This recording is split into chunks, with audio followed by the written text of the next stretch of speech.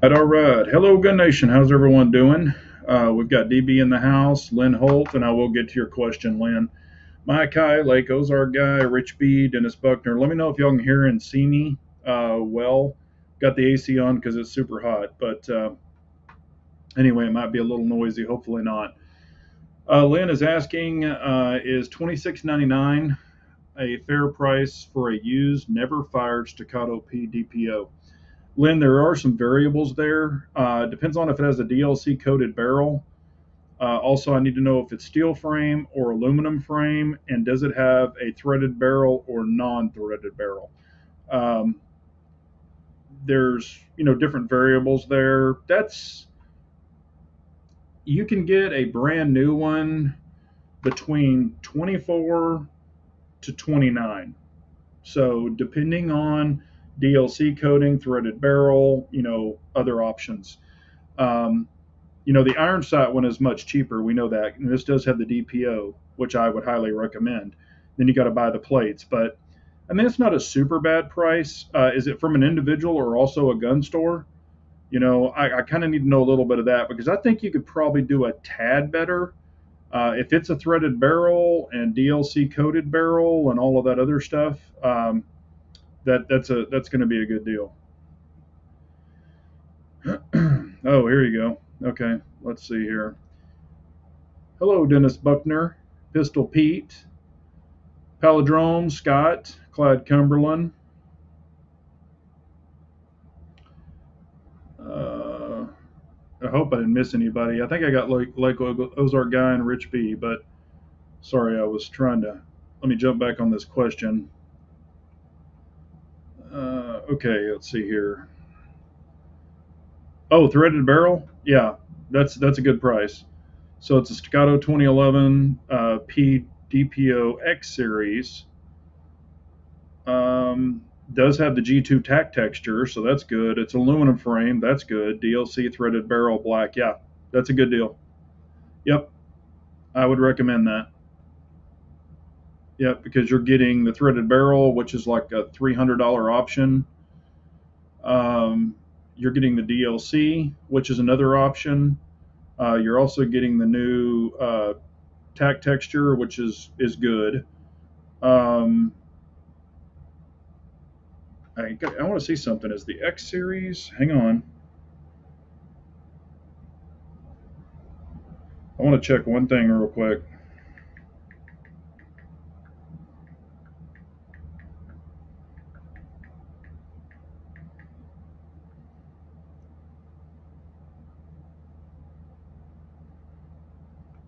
Because if that's the X series,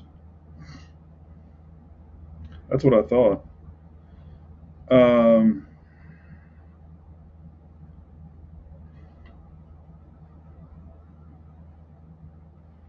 and you're getting the threaded barrel. Yeah, the X series.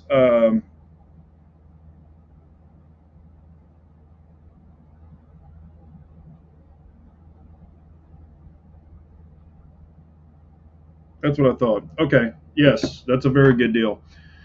Lynn, also what you're getting is the X series on the front of the slide serrations. I'm going to take this off the screen so you can see what I'm saying. On the top of the slide serrations on the front, those are actually cut all the way through. So that is another option. So hell yeah, that's a good deal. Yep, and a threaded barrel. Matter of fact, it's almost like you're getting the threaded barrel for free because the X series is one of the higher series. So yeah, yeah, I would get it. That is a good price for that one. And also, Lynn, the lifetime warranty is not for the original owner. It's for the gun on all staccatos. So even if you buy it and it's used, the warranty goes with the gun. So Pistol Pete, ban speed limits. Brian Duchesne, how are you? Humble Marksman, hello, brother, how are you? A Dubs, text and talk their cell phones constantly, or they would be ticketed and possibly jailed. What? Oh, okay. Rusty Taylor, David Walcott. Yeah, I would. Lynn Holt, I would definitely get that one. That's a that's almost like somebody custom ordered that gun, the highest one they could get, and just said, you know, maybe they ran into some financial problems or something. Who knows? But yeah, I would get it. Yep, Pistol Pete. They finally caught up with production. I guess I'm getting a little bit of a delay. They finally caught up with production, and now I'm seeing them, and they're actually the prices are coming down. Hello, Floridian. Hey, G23. How are you? Um, let's see here. I know, Pistol Pete. You're jacking around. Man, got me some Chick-fil-A this evening, and I love their diet lemonade. I don't know why. Well, because probably, I'm fat, so I want to, lose some weight. But yeah, I definitely like their diet lemonade. I like regular lemonade, but man, the regular sugar kind of drives me crazy. It's too damn sweet. Hello, Cody and Jen. How are you? Um, yeah, you don't bump into deals like that too often.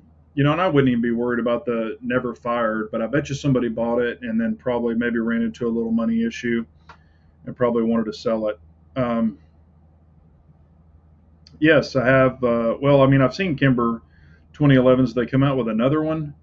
I mean, I've seen a whole ton of them, with their optic ready and all that other stuff. Yeah, Pistol Pete. They should have had those optic ready right out of the box.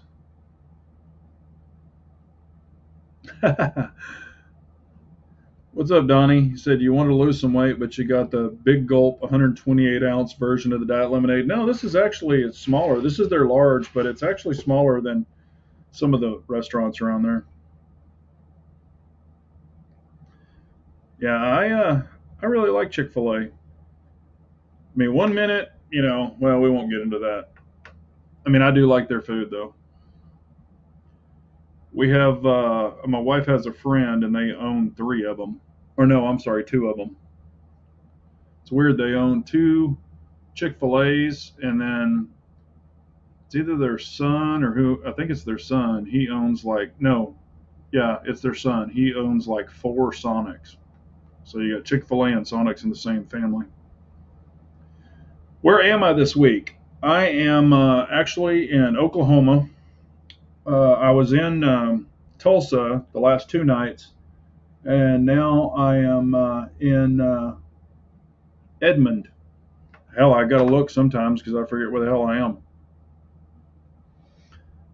David Wilcott, what is people's thoughts on Les Bear 1911? I actually really like Les Bear. I owned one. I had a 19 or Les Bear 1911 custom.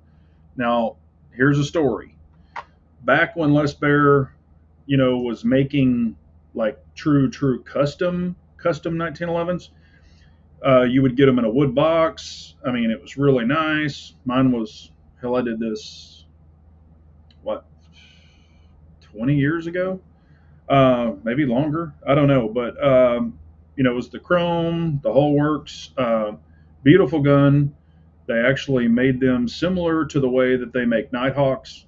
However, and it's a real nice walnut box. Now you get them in a cardboard box. And also, a lot of their frames, they used to do everything here. Now, a lot of their frames are actually coming from the Philippines. So, it's not a true American everything anymore. So, you can check the different models, but some of the frames, I believe, are now coming from the Philippines. And they don't come in the nice boxes anymore, and they still want a fortune for them.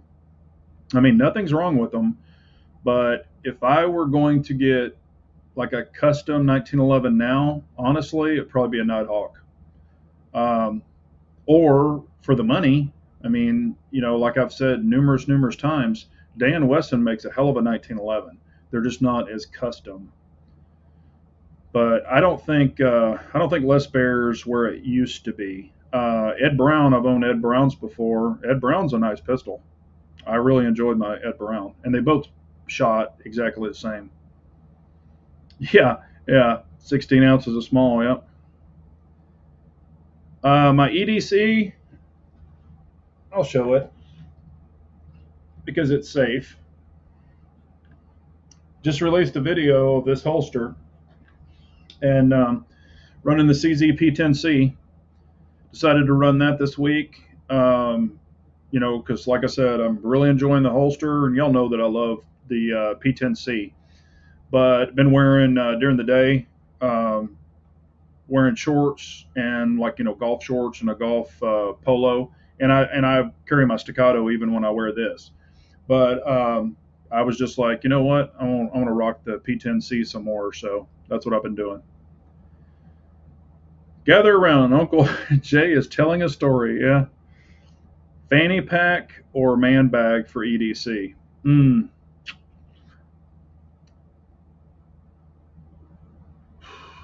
Here's what I personally like. I don't really do the fanny pack around around your waist. However, you can get a sling pack. It's just a little small. It's kind of like a fanny pack, but you just wear it over your shoulder. It's called a sling pack. I do like those, and I own a few of those. I would rather carry a sling pack than a fanny pack because you've got it right here. It's kind of like appendix. The fanny's down here where your gun would be anyway, but they have some where, I mean, it's just like you just throw your hands and, I mean, you can go out. I prefer a sling pack over a fanny pack. It's just my personal opinion. But get what works for you.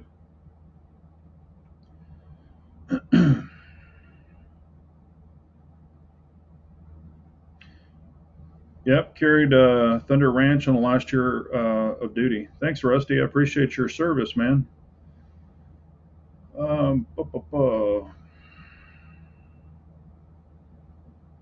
Coast St. Arms, custom 1911. Yeah, I mean, I've seen those. Those are nice. Um, I mean, nothing's wrong with them. I just think there's better choices nowadays. Um, if you're wanting a true classic 45 ACP, that's what some people want. I would still recommend a Dan Wesson or an Ed Brown over a Les Bear now. Man, there I'm telling you, Harry and I were even have been talking about that. Everybody and their brother, and I think it's the economy. The firearms industry is hurting. I think that everything is on sale right now. I mean, like I don't know if y'all saw it. I think it was Palmetto State Armory. They are giving away Steiner guns now. Literally, they're like $3.99 for the full barrel length, and then the mid-size barrel length, brand new, the olive drab, and the blacks. They're like $2.99, I believe. So either $2.99 or $3.99.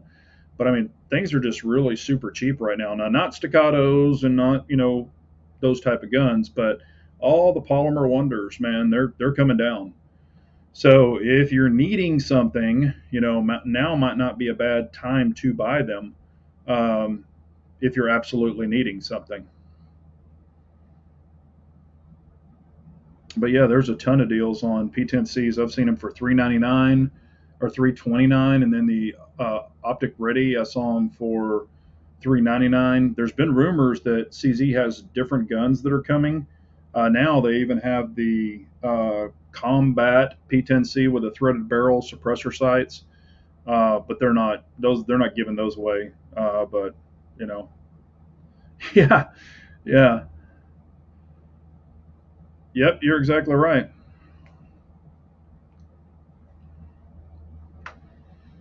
Yep, you're right, Pistol Pete. Another scare, and everything's gonna shoot up. That's what I'm saying. If you need something now, and we'll keep saying this and keep saying this and keep saying this, no matter what I say, you better load up on mags, your AR mags, your pistol mags.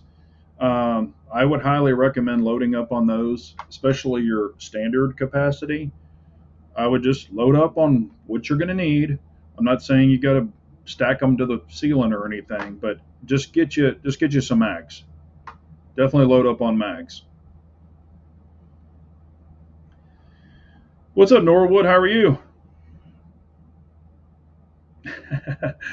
Polymer is just so plastic. I mean, I'm telling you, like I said, I have polymer guns. I run them. I like them, but going out and buying another polymer gun, I'm probably not going to do it. You know, it's the new Tupperware with lipstick, different lipstick or something like that. I mean, I just don't see any advantages of anything like that. So personally, if that's your gig, buy what you want. Yep. Hell, I even saw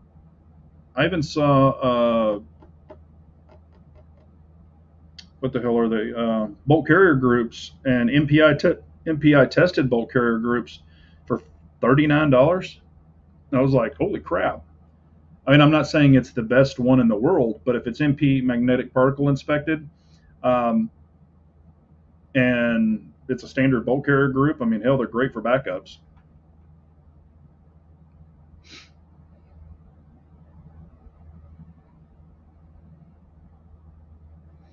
Yep, they're printing money like it grows on a tree. That's for sure.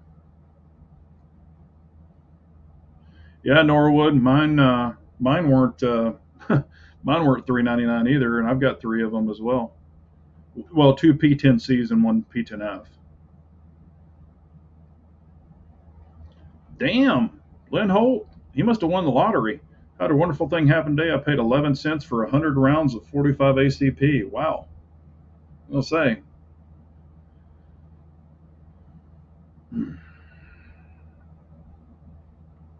Without question, Dan Wesson. Without question.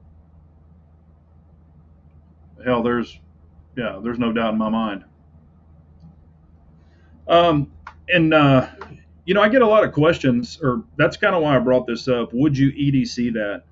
Um, I have people like, oh, I'm thinking about getting this, getting that, and I always ask them, I'm like, is it for target practice? Is it for home defense? Is it for EDC carry plus all of the above? I try to ask as many questions because people are like, well, should I get this? Should I get that? Should I get this?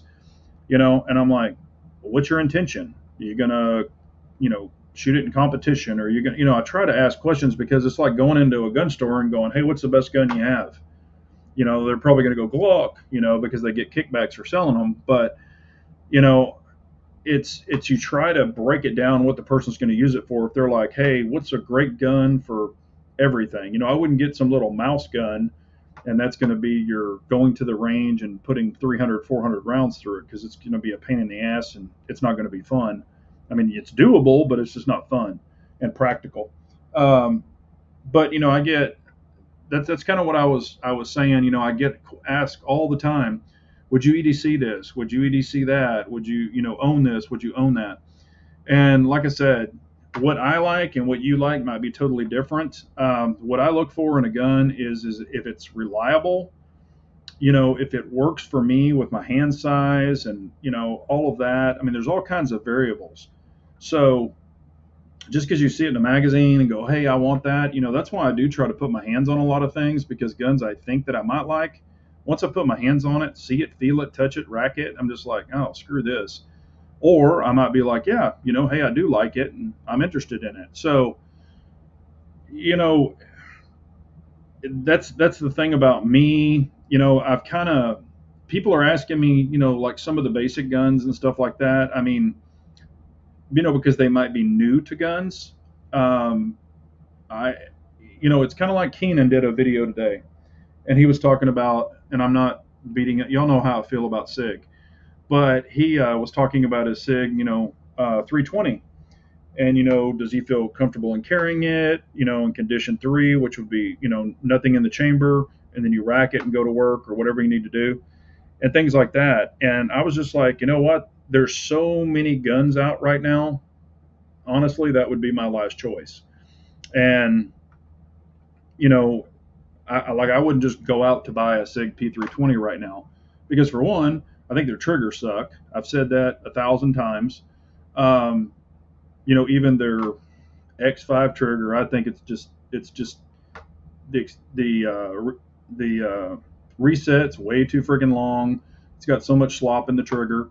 Hell, a P10 stock P10C trigger is better than that. And again, now you can get the different frames with the tungsten infused and all of this, and I get it, but I just think for the price that you pay for them, I don't think they're worth the money anymore. I really don't.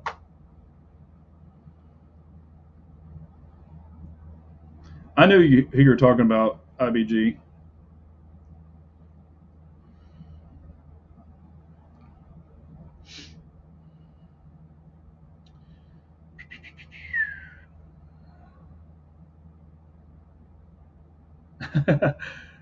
Gave her a quarter and said to keep the change. There you go.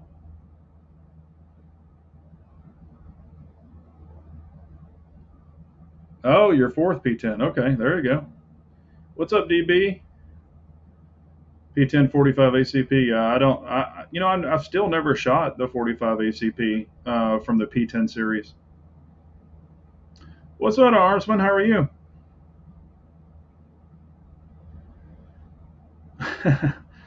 Yeah, it just. I mean, the the P320. There's just so much controversy around it, and I look at it this way. I'm not saying. It's just, man, how long has people been carrying guns? I mean, the Glocks have been in those same type of holsters, the Safariland holsters, forever, forever. They haven't gone off. I'm sure maybe one or two, if they're fiddle banging them or whatever. But it's just there's so much freaking controversy, and it's like, okay, can everybody be hitting the bang switch? Is everybody throwing keys into the holster to hit the trigger? I mean, it's just there's just so much shit happening, and it's like, man, it's just getting, whether it's right or wrong. I'm not saying anything about that because I'm not an engineer. I didn't build the damn thing, but it's just like, holy shit, either shit or get off the pot, fix it or do something.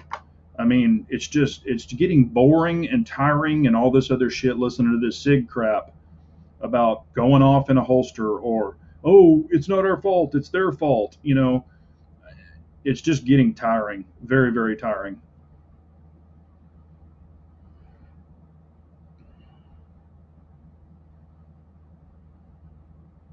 Yeah, Brian, I mean, everybody is just, man, I'm getting like 15 emails a day with everybody just almost giving shit away, it seems like. Rich B says, have carried a Glock 43 quite a while now. Wondering if with these P10 prices, it's time to change. I mean, it would be completely up to you. The 43X doesn't work for me just due to hand size. And the smallest gun, I'm just being honest with you, smallest gun I carry is my P10C. That's the smallest gun I carry. I don't like the sub compacts or the micro compacts. A compact is plenty good for me. So that's what I carry, or bigger. Just a personal thing. Some people won't agree with that or whatever.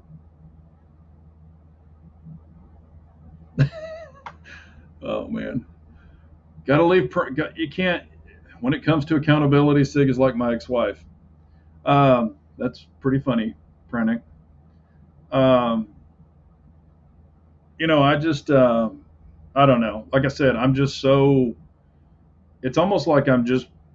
It's not that I'm numb to it. It's just that I'm tired of hearing that shit. And every time somebody out there puts up a SIG video, it's like, oh, it's going to go. I mean, all the comments, it's going to go off. You're going to shoot your junk off. You're going to, I mean, it's just like, they're great if they don't go off on you. I mean, that's what I'm saying. With that kind of shit, SIG just needs to be like, and I've told some of my buddies this that are in the gun world. I said, if SIG came out, so they all this controversy, if they came out and said, you know what we're going to do? We're going to run our guns through the gamut. I mean, we're going to slam them into holsters. We're going to, put it in a holster and, you know, launch it across the ground to see if it's going to go off. We're going to do this. We're going to do that. Just kind of like some independent internal testing and, just film it all. Um, but they don't. I mean, we haven't seen it anyway. I'm not saying they don't, but it's just so damn. It's just I'm getting tired of it, honestly. I mean, yeah. I mean, I agree, Brian.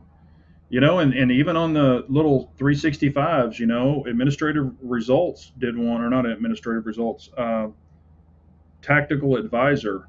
He had his 365 and pulled the trigger, nothing happened, and he started shaking it, and then bang, it went off. And I mean, he did it like twice or three times. I mean, shit like that. And then they'll say, oh, well, your FCU got carbon in it, or oh, your this or that got carbon in it.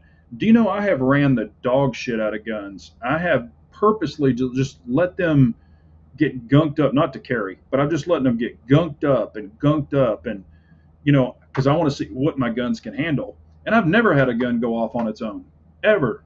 I've wiggled them, done all this. I've never gotten a gun to go off on its own. And people have been doing it on video, and I don't get it. Yep, lipstick on a pig. Hell, Glock's been known for that, coming out, with a different gun, and now this one has serrations, front serrations.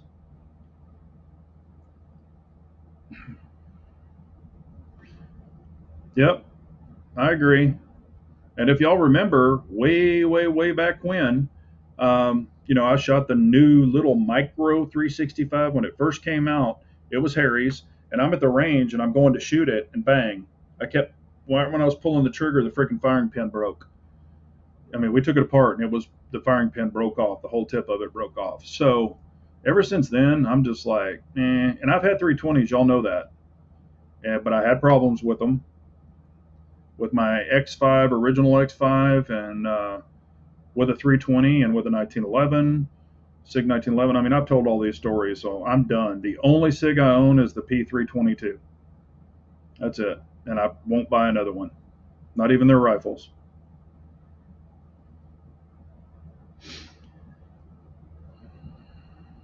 And like I said, if you like SIG and you own SIG and that's your that's your deal, I'm not knocking anybody for it.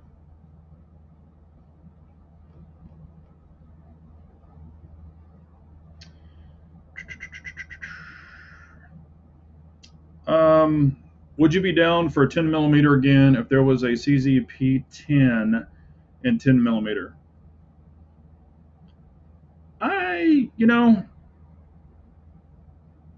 Like if it was a P10F size and it was a 10 millimeter, yeah. I mean, I wouldn't have to have it, but yeah, I think that'd be cool. No, the 226s, all their metal guns are good to go. Yeah, I'm not talking about any of those.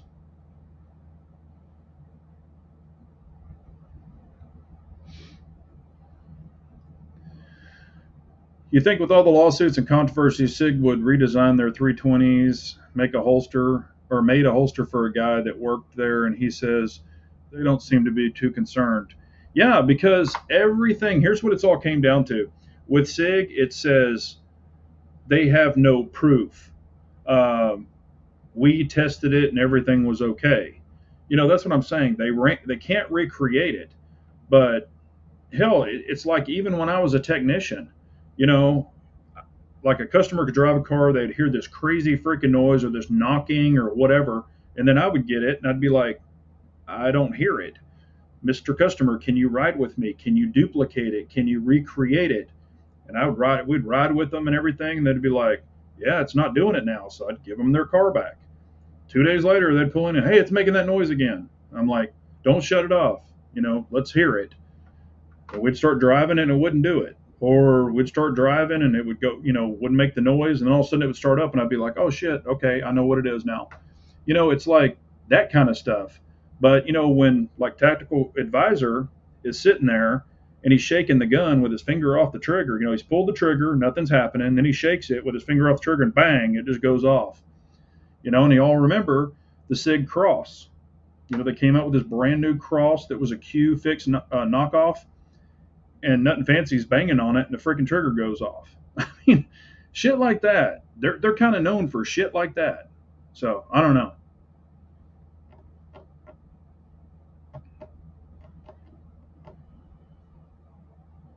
Yeah, because if you think about it, and like I said, I'm not knocking anybody, but if they came out and admitted it, or if they said, okay, we know we have a problem, we're trying to fix it. They've got military contracts out the wazoo. They'd have to account for all of that. I mean, there's a lot of stuff that they would have to, they would have to really it would probably bankrupt them. I'm just being honest. It would. It's more than a SIG problem. It's a striker-fired pistol problem. I don't trust much of anything that doesn't have a fail-safe solution to prevent anything blocking the firing pin. Hammer-fired. Yeah, I mean, and like I said, I've carried hammer-fired. I've carried striker-fired. I mean, there's guns that I pretty much trust, and then there's guns that I don't. So,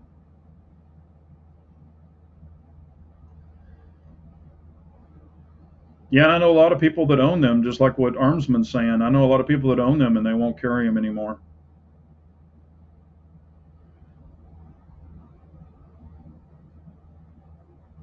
Oh yeah, Clyde, I did see that with those guys. Yeah, I did see that. Yeah, I mean, but I'm saying with everything that SIG has, with all of their contracts, because they're depending on those Army contracts and stuff. So yeah, it would go bye bye.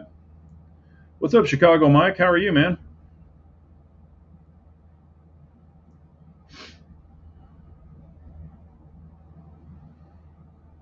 The VW diesel recall of the airbag recall. Yeah, yeah, yeah. Like I said, I'm not trying to, that wasn't my intention to bash SIG. I mean, it is what it is. I have my opinion. Other people have theirs. Some people, it sounds like we have the same opinion, but, you know, like I said, if you own them and you like them, hey, that's cool. I'm not trying to, shit on anybody's gun. Like I've told people many, many times, I don't care what you have, what you carry, as long as you're comfortable with it, it works for you, and you're proficient with it, carry it. It's whatever works for you. I ain't your daddy. I'm not here to raise you.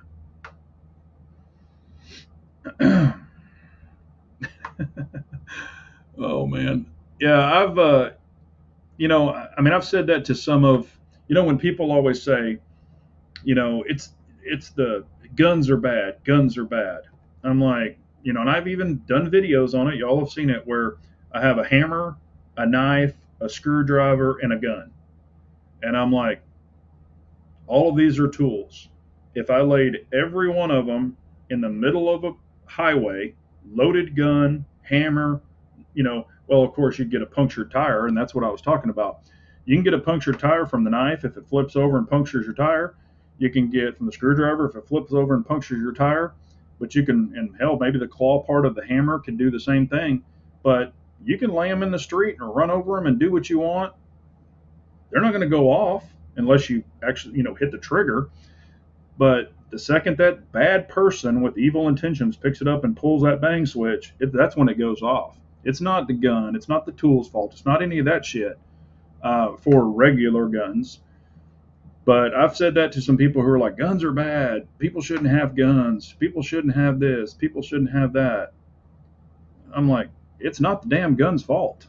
It's all these loonies that are doing all these other things. Corvair, man, I remember those. My dad had a Corvair back in the day. You need a lot of. You better replace those radiator hoses on that Corvair also, and you have to have extra blinker fluid for those Corvairs as well. They run low on blinker fluid all the time.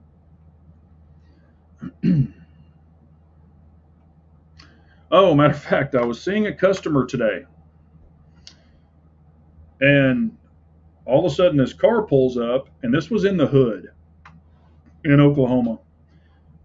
Car pulls up real fast. Lady gets out. She is cussing, screaming, hollering, and I'm just, they're like, I don't know, probably like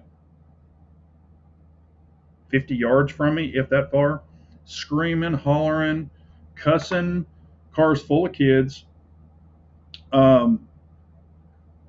slamming doors, doing all this other stuff, and I'm like, what in the hell is going on? And I'm looking over there, and I thought she was screaming at a guy in the front seat, and I kept looking. It was another woman. Well, come to find out what it was an adult daughter and her mother, and they were, I mean, verbally fighting, and then slapping started. And I was like, oh my gosh. What in the hell's fixing to happen here? I mean, banging doors, kicking the car. I mean, it was crazy. And I was like, whoa. So I just kind of stepped inside this shop area, and because I didn't know what was going to happen. And then all of a sudden, another guy pulls up, and I'm like, oh shit. But anyway, it was come to find out it was a mother and a daughter literally having a fight. And they just kind of stopped in the middle of the street and started duking it out. So I was like, boy, I've seen it all now.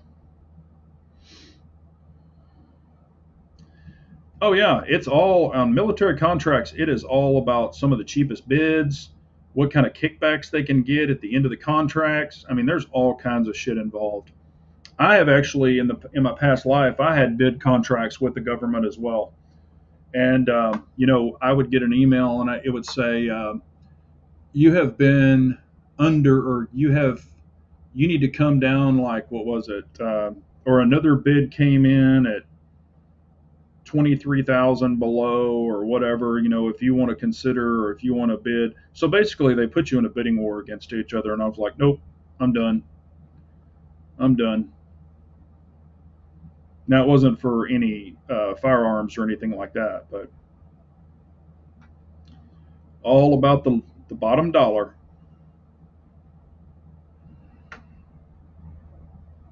All about the money. But when I was talking about the questions that I get about would you EDC that, I've had people go like, because I've got another video or a couple more videos coming out, but it's like I'll show the Staccato P, and it's a full size gun. Mine has a comp on it, so it's five. It's the barrel length is like 5.3 inches with the comp on it, and people are like, "Oh my God, how do you carry that? How do you EDC that? That's too long. That's this. That's that." And it could be for some people, you know. And I carry an appendix, but what I've always said is it's not the barrel length, because if you've been appendix carrying for a long time, actually a longer barrel, depending on where you put it in your pants, um, can actually help, because on the shorter barrels, you can actually get what's called pelvic tilt, and it's not pushing against your pelvic area, to seat, because it's too short and it's trying to tip out of your pants. So to be honest with you, like on a shield, like a M&P shield, if you had like another half-inch holster versus like say the barrel, I can't remember what is that, a three inch barrel or something like that. If you made your holster like 3.5 inches or 4 inches, it's actually going to carry better than a shorter holster. Harry will agree with that. A lot of carriers will agree with that. So the shorter the barrel, actually, sometimes the less comfortable it is to carry appendix. Now, people ask, how the hell can you carry 5.3 inches in your pants? And it's all due to where you place it. Like the barrel kind of goes between my thigh and my right thing. I don't want to say it. I'm trying to be, because I know I have young ladies probably on here, but you kind of get your little groove down of where everything goes, and you just get used to it. It's not something you're going to try for just a day or 2 days. And the first couple of times when you sit down, you'd be like, man, this feels weird.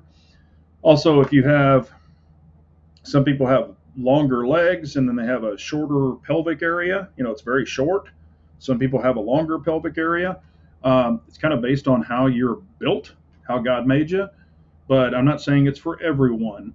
But don't just wear it for 2 hours or a day. I mean, if you're going to try to get used to something, it's kind of got to become part of your body. Like when I don't have it on me, I'm like, oh shit, what am I missing? But when I have it on, it's like it belongs there. You just get so used to it. So,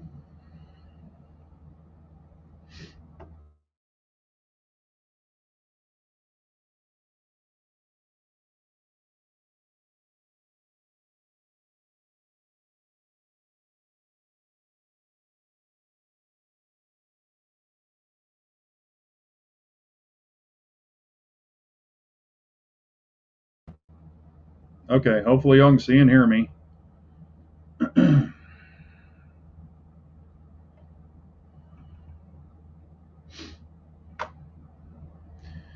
What is your current favorite carry holster brand? Honestly, I mean, there's probably three, and I'll give you the reasoning. For my 2011 so far, because I carry lights on them, it's Tenicore, Tenicore. I believe it's called the Del Sol, I think. The X300. That's my favorite for the 2011s. Um, for my other light bearing polymer pistol right now, honestly, and he's in the chat, it's the Armsman. This guy right here. Um, I'm really loving that P10C with the TLR7A and his X300 version that he did for me. Those are great. I have really absolutely no problems with those. And then for my non-light bearing holster, it's probably still Harry's holster. Um, so, that's just the experience that I've had with all the ones I own. And I've got a ton of 2011 holsters. Um, that's where I am right now. Now, Armsman is actually, he's making one for me for the Staccato with the X300 so I can try his for the Staccato. I definitely want to try it out. I don't have any experience. I've seen the Works holsters, but I've never personally tried one. The Armsman is saying, I think that is definitely one of the advantage of appendix carry. You can carry longer models than you would be able to in a 3 to 5 o'clock position. That's true. I agree with that. Plus, I like appendix, because I've carried at the 4, the 430, the 3, of course, outside waistband and things like that. But when it's there, I tend to bump it into stuff, because I mean, not a little guy, but like when you're opening the car door or you're walking around your truck or whatever, you bang it and bangs on your gun. When your gun is here, it's like it's in its own little special place. I mean, you've got quick access to it. You're not reaching behind and doing all this. Plus, I always talk about it when you're in your vehicle and you're driving and you've got your seatbelt on. And say somebody comes up to the window and they're trying to carjack you, you're not going to be like, hang on a second, let me take my seatbelt off. Let me reach back to the 4 o'clock position and pull my gun out and then go to work. I mean, like when I drive, even with the seatbelt on, I take my shirt, tuck it behind the gun. My seatbelt is behind the gun, and my gun is literally right there. It's right there. I mean, if somebody drives by, I don't know if they can see it. I don't care. But if somebody were trying to carjack me or whatever, it's literally that. I mean, it's just boom, and there it is. I mean, I've even practiced it. I think I did a video one time showing it. Um, you have quick control over it. Even if I have to rip my shirt up, I'm faster here than I am coming around. I'm even faster appendix than I am at 3 o'clock. I've timed myself. Not saying I'm a competition professional or anything like that, but hello, Keith Gregory. How are you? We hear and see you. Yeah, this computer was doing something weird a minute ago. I don't know what was happening. All of a sudden, it just went blank. Yeah, and I agree with you, Palindrome. There's times where I've been out hunting, um, and I'll have a 3 o'clock rig on or whatever. I mean, sometimes with a rifle, I don't appendix carry. I'll 3 o'clock carry. Usually with an outside waistband holster, or hell, I've even put my battle belt on before because I've got my med kit, I've got AR mags, I've got everything on it, and then I've got my leg. It's not a drop holster. It's actually on the belt, but then I've got the bottom part around my leg. Y'all have seen the battle belt shit I have. I've got 3 of them.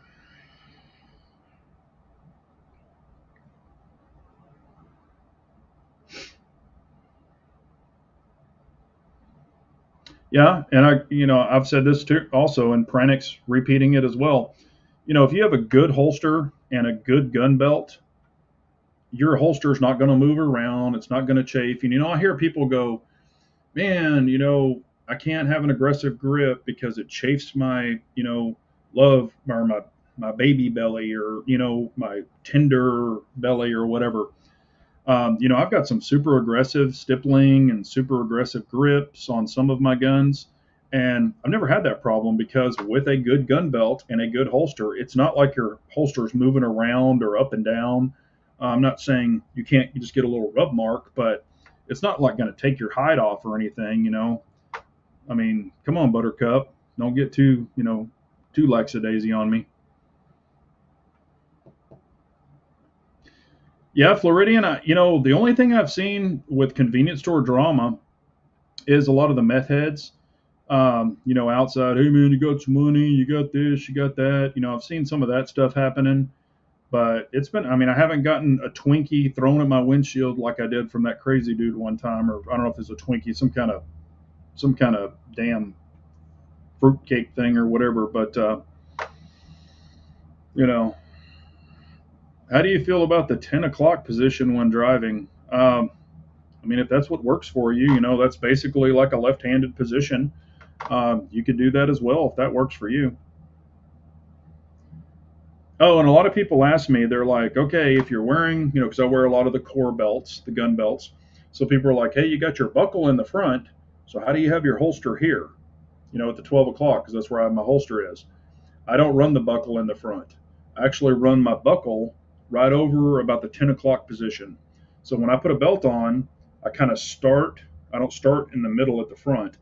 I start looping it. I start at the 9 o'clock, putting the belt through, and that's where the buckle kind of ends up. And then I run the regular front around to the buckle over on the side, and it's just a belt in the front. So I don't have a buckle there. It's actually over on the left side.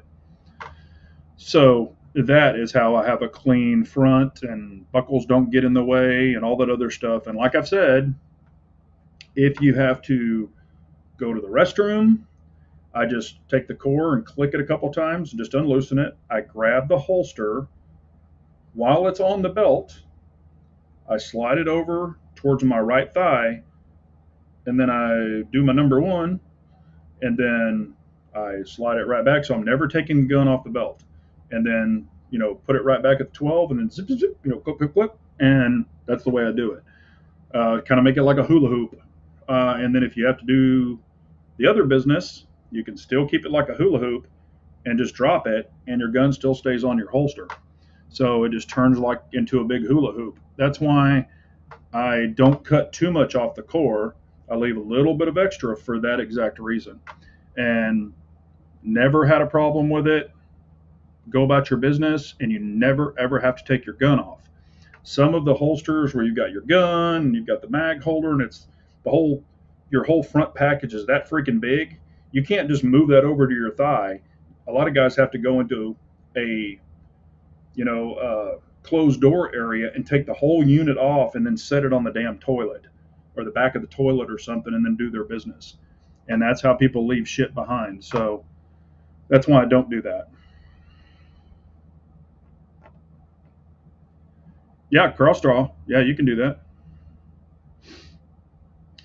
Belts are important. I've seen too many people use cheap belts and have issues carrying securely. Some don't want to spend on belts. Core Essentials or excellent great belts. Yeah, don't use a freaking dress belt. Do not use those cheap ass dress belts. I've seen some nightmares with those things.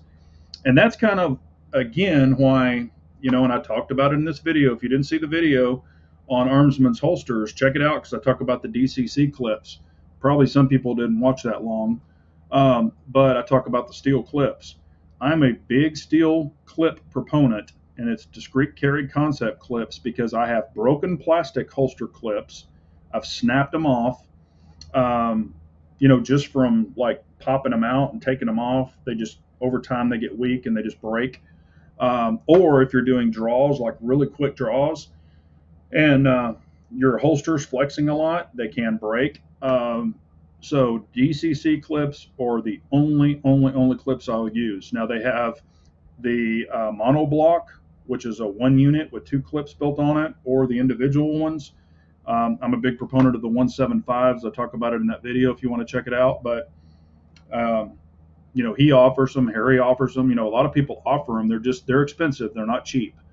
And you can even go to DCC, discrete carry concept, and buy the clips, and then most of them will retro to the holsters you already own. I've done that before too.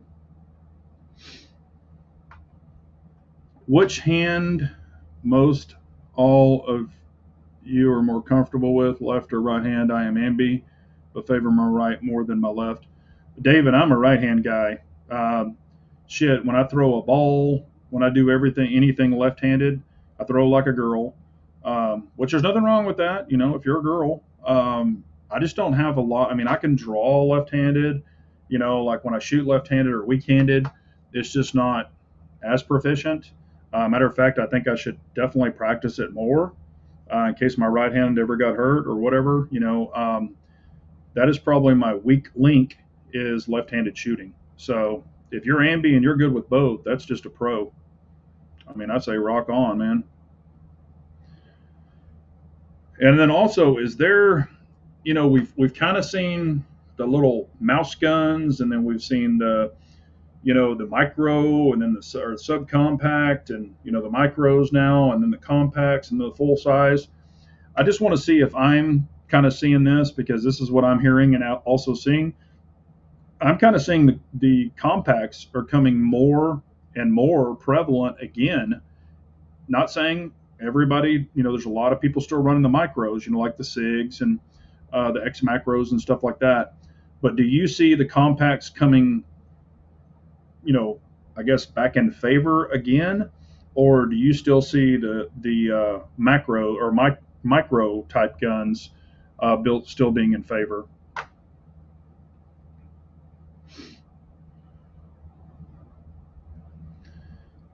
Yeah, I had one of the older 511 belts way back, and it wasn't worth a damn. I'm not saying they haven't gotten better. I'll only run. There's only a couple of belts that I'll run, and it's Blue Alpha Gear, Core Essentials. Those are my two favorite. And I still have some leather ones. That what is it, $30 gun belt? But I just don't wear leather belts that much anymore.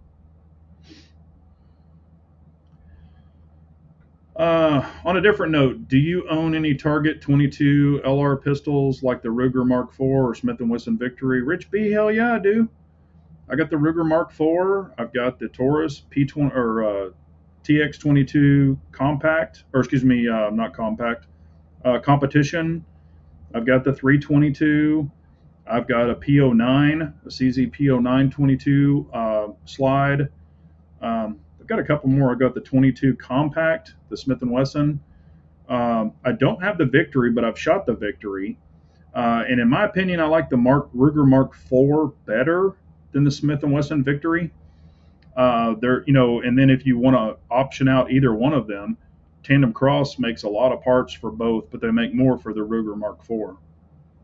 But no, Pranik, I never said that compacts left. It's just more people were going towards the micros and the, subcompacts and all that other stuff. They had compacts before, but I'm starting to see compacts come back even more. Like, some people had the Mac or micros, and now they're coming back to the compacts. They're just like, the more and more I shoot or whatever, I'm just liking the compacts more. I'm not saying everyone. I'm just starting to see more of it.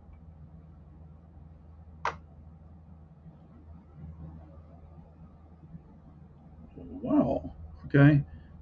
Seen the FBI shoot and killed a guy in Arizona who had threatened to take Biden out. Biden just happened to go to the same city he lived in, and the FBI took him out. I did not. I didn't hear about that. Nothing surprises me anymore. Ammo prices a little lower these days too. Yep, some of them are creeping down. Clyde is saying micros are convenient, but compacts and full size just shoot better. The bigger, mo better. Yeah, I agree with that. And I think a lot of people were getting the micros and stuff, because a lot of people were thinking that they were easier to conceal and stuff, and that's cool. I mean, there's nothing wrong with that.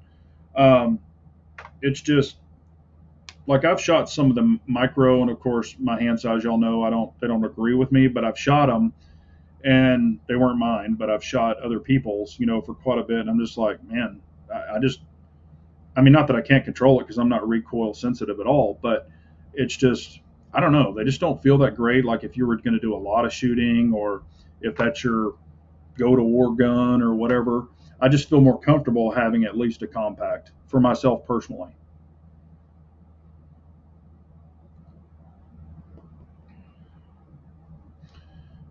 Let's see here. Jabba Jabba, or let's see. Yes, I see smaller pistols being in favor because of the emphasis on personal protection and unpredictable danger. It's covert. Yeah, and I think it's all the way that you dress around your gun as well. I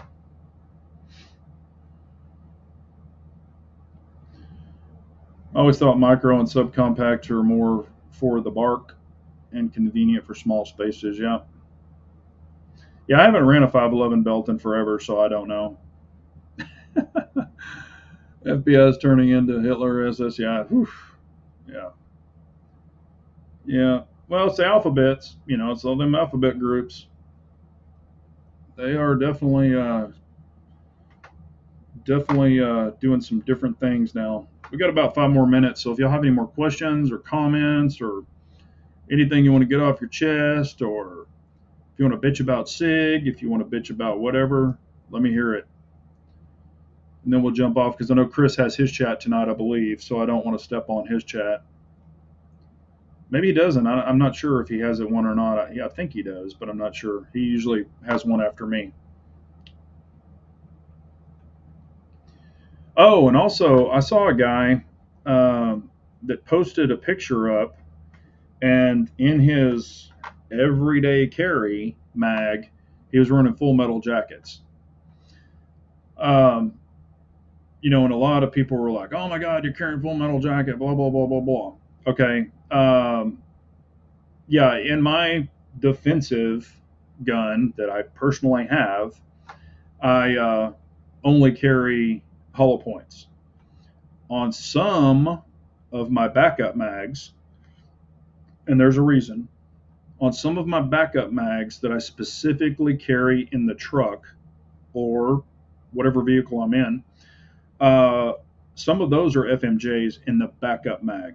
And the reason being is with a 9mm, if you have to go through car doors, if you have to do something different, for one, you can drop your other mag and snap this one in and then keep the other one in your pocket, or back in that mag holder, whatever you want to do, if you have to penetrate through some things. So in a backup mag, I find no reason not to, if that's what you want to do, and your gun also runs them. But for your personal protection, hollow points are designed to go in, open up, so you're not going to get over penetration or have to worry about the target behind you. But if there's a reason for you to go to the backup mag and snap in FMJs and go to work, shit's getting crazy. So that, I've seen people, oh my God, I can't believe you did that. I wouldn't in my primary, but in a backup mag, I have no problem doing that. Opinion on High Point. I'm not a big High Point fan. And not because I'm not saying that they don't run, but, a lot of the frames and things are made out of zinc. A buddy of mine had one. He dropped it, and when he dropped it, part of the frame literally shattered. It literally shattered because they're made out of a zinc pot metal mixture.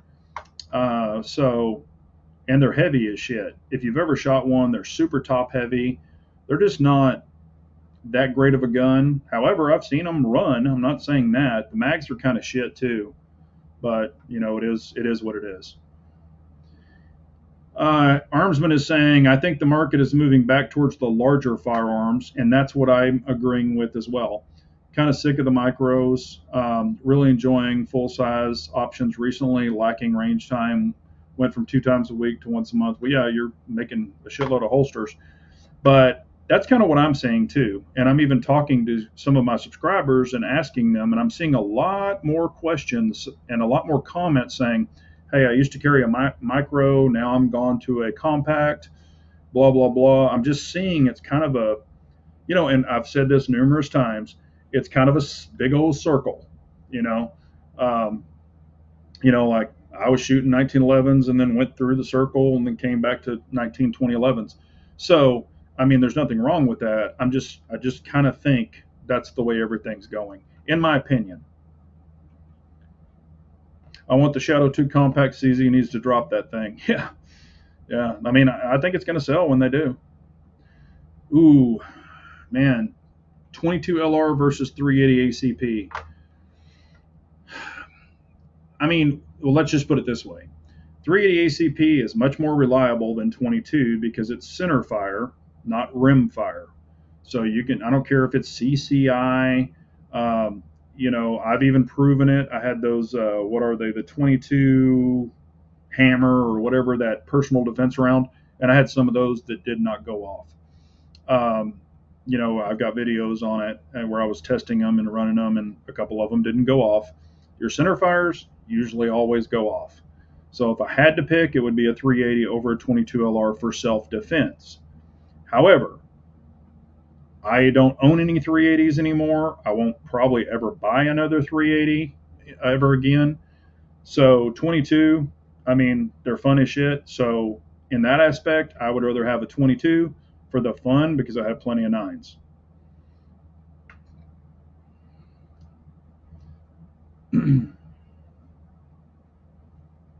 Yep, Brian, you're exactly right. I've heard the exact same thing.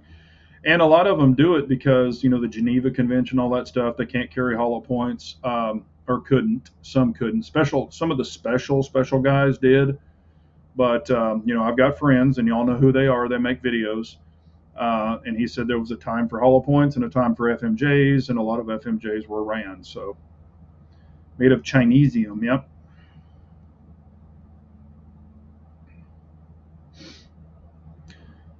I'm done with micros. Staccato C is the smallest gun I will carry these days. Yeah, I mean, like I said, I don't know. I find my hands more comfortable. I've got better control, and with the micros, what I run into is I can't get my left hand on them. When I wrap that big old monster right hand around a macro, there's no more space. It's literally I'm putting the left hand over my other hand. There's no gap, so it's just stupid for me to do it. But like I said, whatever works for you, whatever you're comfortable with, it makes no difference to me. It's just if you had to get in a real throwdown. And another reason I would carry larger guns for me is I go to some areas that aren't real perfect a lot of times, and I travel multiple states. Y'all know that. So I like to have a little more gun than I'll probably ever need. Just like I've recommended for trucks. Have a little more truck if you're going to do any towing than you'll ever need. Kind of the same for a gun. That's the way I look at it. Thanks, Lake Ozark guy. Appreciate you. And he's saying micro in the summer with light clothes. I guess he's meaning whatever else would be a compact. Yeah, and I mean, I know people that dress for the seasons. So there's nothing wrong with that either. Let's see here. Mike Glover did a video on why FMJ, and I actually agree with what he said. Penetration is key to self-defense. Yep, that's what I was talking about. Because I do know, and I've tested it personally. This was at a junkyard thing we did, but shooting through a car door and stuff. Now a hollow point will penetrate some, but if you hit the cross member, that are built into every car, if you hit the cross member with an FMJ, with a hollow point, it usually just splatters. Where the FMJs, some of them will just kick right on through. And you can kick through a door on most doors with a hollow point as well. But I just like to have a little bit more if you ever had to really use it. Yeah, Underwood Extreme Defense. Yep, they're good. That's good ammo. All right, it's 8:03. We will jump off here, but I appreciate y'all so much. Y'all have any questions, comments, anything after the chat, please leave them. Anything you want to see a video on that you can think of. It's like, hey, I've been thinking about this, Big J, whatever. And if I've got the gun, I'll be glad to talk about it. I do have a couple more videos coming out that I've got in the library already filmed up and everything. I think y'all are probably going to like both of them. I did release, if y'all haven't seen it, one of the pieces of items that were sent to me that I thought were kind of shit. I already released that video on it. But RIP rounds are trash. They are utter, complete trash. Do not buy them. They are junk. Do not buy them. Big J, what do you think of BCM, Sugar Weasel, or Geisley Super Duty? I'm thinking of one of these, one or two of these. BCM is great. Sugar Weasel, I love Q products as well, and Geisley is great. I mean, you pick some really good ones for the price. BCM is really hard to beat. That's probably your most price conscious weapon there, and all three of those are great. They're all great. So it just depends on what you want it for, what your price range is, but all of those are proven. So you're not making a bad choice on any of those.